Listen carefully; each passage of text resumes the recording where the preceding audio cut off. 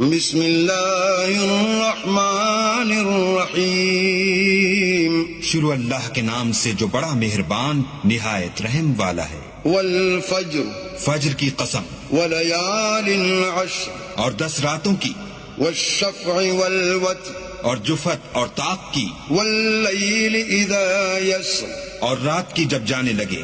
هل فی ذلک قسم لذی حجر، اور بے شک یہ چیزیں عقل مندوں کے نزدیک قسم کھانے کے لائق ہیں کہ کافروں کو ضرور عذاب ہوگا۔ علم تر کیف فعل ربک بعاد، کیا تم نے نہیں دیکھا کہ تمہارے پروردگار نے عاد کے ساتھ کیا کیا؟ ارم ذات العماد، جو ارم کہلاتے تھے اتنے دراز قد، التي لم يخلق مثلها في البلاد، کہ تمام ملک میں ایسے پیدا نہیں ہوئے تھے۔ وثمود الذين جابوا الصخر بالواد، اور سمود کے ساتھ کیا کیا جو وادی قرا میں پتھر تراشتے اور گھر بناتے تھے۔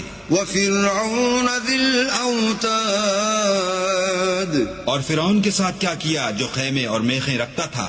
الذين طغوا في البلاد، یہ لوگ ملکوں میں سرکش ہو رہے تھے۔